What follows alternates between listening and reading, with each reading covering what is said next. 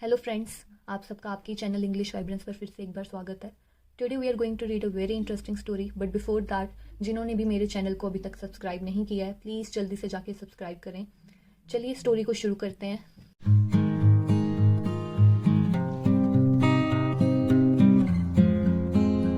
The lawyer shepherd. Lawyer का हिंदी का meaning होता है झूठा। शेफर्ड का मीनिंग होता है चरवाहा, मतलब जो भेड़ बकरियों को चराता है उसको क्या बोलते हैं? शेफर्ड, चरवाहा। तो स्टोरी है वंस अपॉन अ टाइम, एक बार की बात है। A farmer in a village, farmer किसान, विलेज हो गया गांव। एक किसान खेत में had Rudyard many ship. Rear का मीनिंग होता है पालन पोषण, कि आप किसी का ध्यान रखते हो, टेक केयर करते हो। और शिप होती है भेड़। तो जो किसान था गांव में, वो बहुत सारी भेड़ों का पालन पोषण करता था। But because he was often busy in the fields, fields होते हैं खेत, ऑफन होता है अक्सर। और ये दोनों वर्ड्स हमने पहले अपनी स्टोरीज में जरूर पढ़े हुए हैं, तो आई होप आपको याद होगा इनका मीनिंग।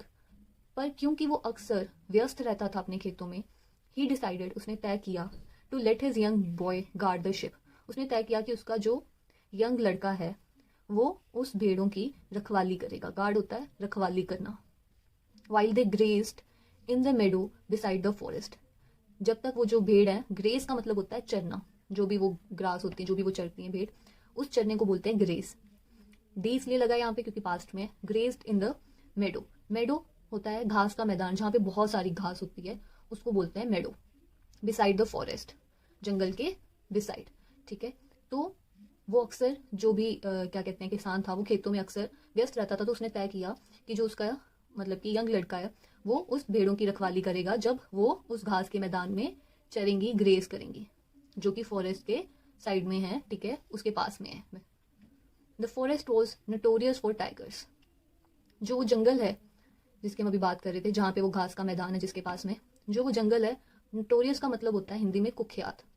नोटोरियस का मीनिंग यहाँ पे जरूर प्लीज समझिए अच्छे से। नोटोरियस का मतलब होता है कि कोई भी ऐसी चीज या कुछ भी ऐसा पर्सन जो फेमस होता है बट गलत चीज के लिए।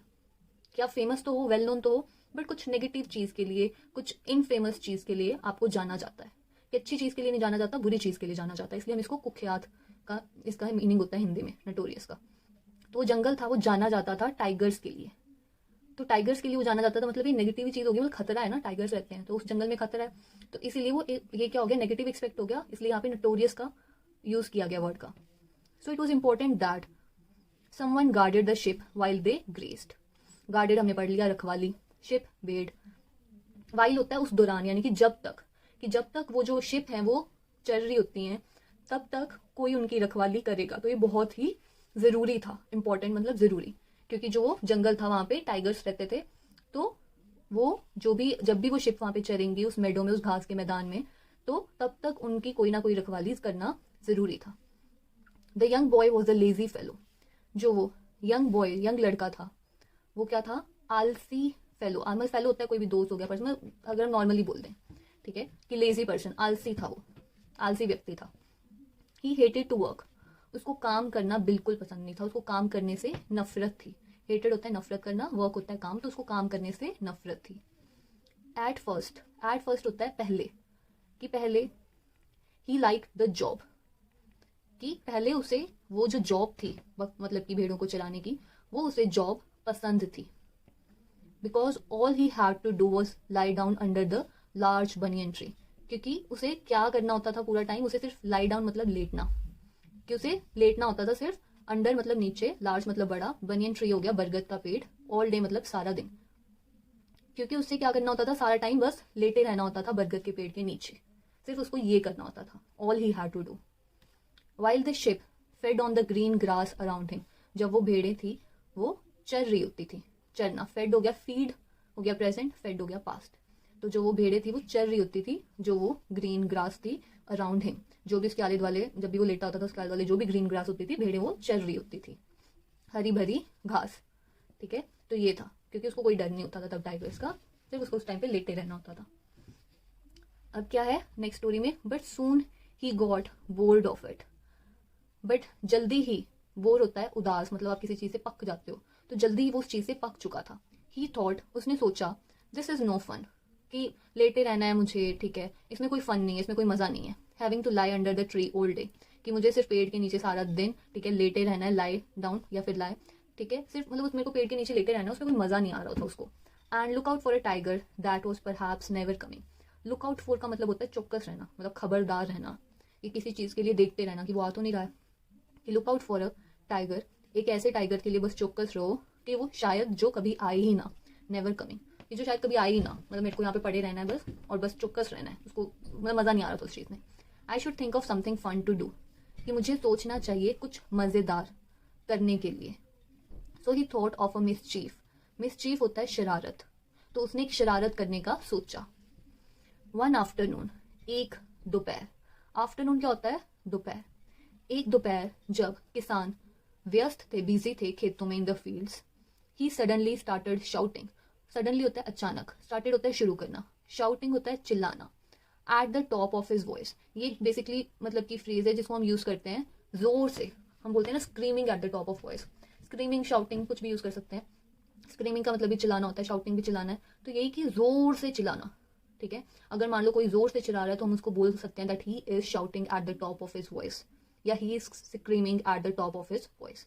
तो जो वो लड़का था वो अचानक उसने चिल्लाना शुरू कर दिया, जोर से चिल्लाना शुरू कर दिया। क्या चिल्लाया वो, टाइगर टाइगर हेल्प, उसने कि मदद करो, टाइगर टाइगर कह के उसने मदद के लिए चिल्लाना शुरू कर दिया।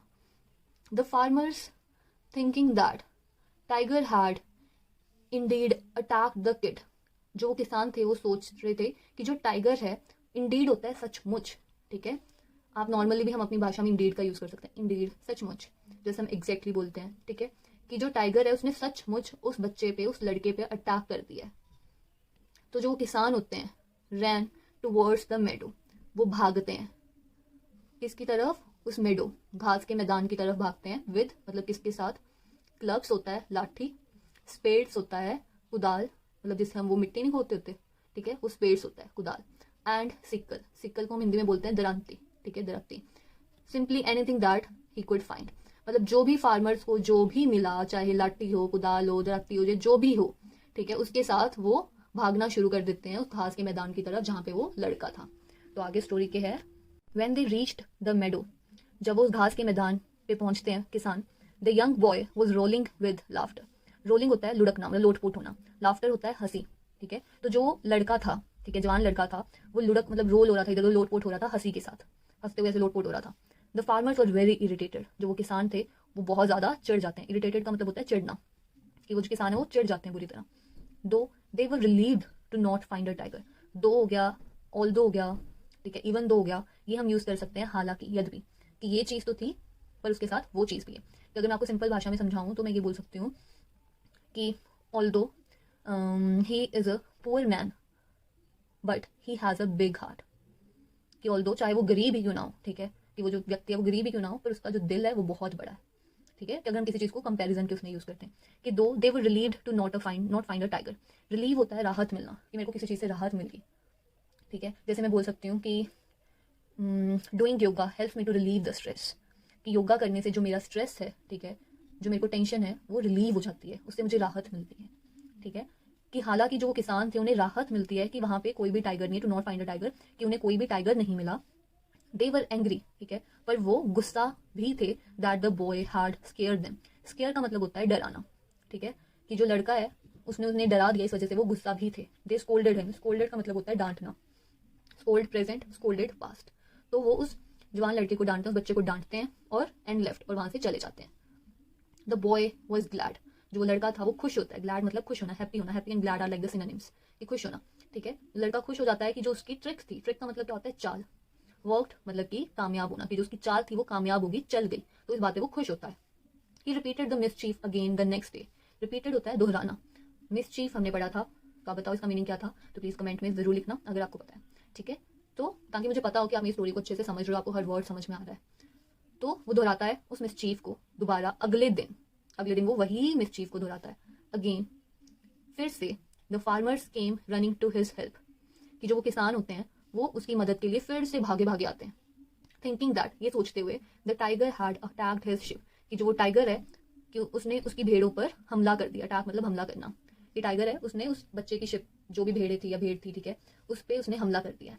And they were irritated to find that और फिर से उन्हें चिढ़ होती है जब उन्हें पता चलता है, टू फाइंड दैट, ये पता लगने पे, that the boy was only trying to fool them, कि जो लड़का है सिर्फ कोशिश कर रहा था उन्हें बेवकूफ बनाने की, फूल मतलब बेवकूफ बनाना।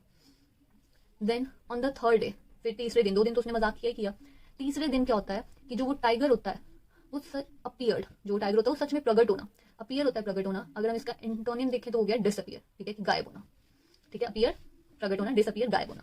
तीसरे दिन जो टाइगर होता है वो प्रकट हो जाता है। No matter how loud the boy screamed, no matter मतलब बिल्कुल फर्क नहीं पड़ता कि कितनी तेज वो लड़का स्क्रीम, मैंने आपको बताया था शाउट का मतलब भी चीखना, मतलब चिल्लाना होता है, स्क्रीम का मतलब भी काइंड ऑफ चीखना होता है, तो आप ये याद रखना, स्क्रीम आ जाए या शाउट आ जाए मतलब चिल्लाना चीखना, ठीक है, कि जो लड़का होता है इससे फर्क नहीं पड़ता कि वो लड़का कितनी जोर से चीखा, हाउ लाउड मतलब कितनी जोर से, ठीक है, उससे फर्क नहीं पड़ता। No one came for his help, कोई भी उसकी मदद के लिए नहीं आया, बिकॉज दे थॉट, क्योंकि उन किसानों को लगा he was only playing a prank again, कि वो दोबारा से सिर्फ उनके साथ एक प्रैंक मतलब मजाक कर रहा था, उन किसानों को ये लगता है, ठीक है, जो सिर्फ और सिर्फ मजाक कर रहा है फिर से हमारे साथ।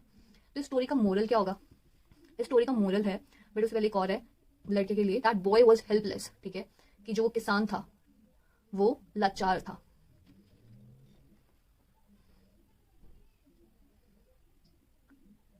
फिर क्या है, the boy was helpless as the tiger ate all his sheep one by one, जो वो लड़का था वो हेल्पलेस मतलब लाचार, वो लाचार हो जाता था, दैट एज द टाइगर, क्योंकि जो वो टाइगर था eight all his ship, eat present at हो गया पास्ट, कि वो जितनी भी उसकी भेड़ थी वो सारी वो खा लेता है टाइगर, वन बाय वन, एक एक करके। तो जो लड़का अपने आप को बहुत लाचार महसूस करता है क्योंकि उस टाइगर ने उसकी सारी भेड़ें जो भी थी वो खा ली। तो इस स्टोरी का मॉरल क्या है, जो बहुत ही अच्छा है, मॉरल है no one believes a liar, कि कोई भी झूठे पर विश्वास नहीं करता, लायर मतलब हो गया झूठा, कि अगर आप मतलब झूठे हो, मान लो आप एक बार 2 बार झूठ बोलोगे, ठीक है, कितनी बार झूठ बोलो, ठीक है, फिर मान लो एक दिन आप सच बोलोगे, ठीक है, कोई इस पर विश्वास नहीं करेगा, कि झूठे पर कोई भी विश्वास नहीं करता। इसलिए ट्राई करो कि हमेशा ऑनेस्ट रहो, हमेशा सच बोलो, क्यों ही झूठ बोलना है, ठीक है, ताकि आप एक दिन जब सच बोलो, इतना भी झूठ मत बोल जाओ लाइफ में, एक दिन आप सच बोलो तो लोग आपकी बात पर विश्वास ही ना कर पाए। तो ये स्टोरी का मोरल है। आई होप आपको ये स्टोरी, आपको ये मोरल बहुत ही अच्छा लगा होगा, और आपको इस स्टोरी का एक एक वर्ड समझ में आया होगा, और आपकी जो वोकैबुलरी है वो भी इंप्रूव हुई होगी। तो प्लीज़ मेरी आपसे रिक्वेस्ट है कि वीडियो को लाइक, शेयर एंड सब्सक्राइब करना ना भूलें, जल्दी से प्लीज़ सब्सक्राइब बटन पे क्लिक करें, एंड आने वाली जो भी और सारी वीडियोस हैं उसका ताकि आपको अपडेट मिलता रहे। Thank you so much. And एक चीज़ और, ट्राई कि मैंने आपको ये बोला था मिसचीफ का जो मीनिंग है वो आप ज़रूर लिखें कमेंट बॉक्स में कि क्या है, और इससे रिलेटेड एक सेंटेंस बनाने की कोशिश करें और वो ज़रूर कमेंट बॉक्स में लिखिए, और मैं उसका डेफिनेटली आपको रिप्लाई ज़रूर करूँगी। थैंक यू सो मच, जल्दी मिलते हैं नेक्स्ट वीडियो में, तब तक के लिए बाय बाय, खुश रहिए और हमेशा ऑनेस्ट रहिए, सच बोलिए। Thank you.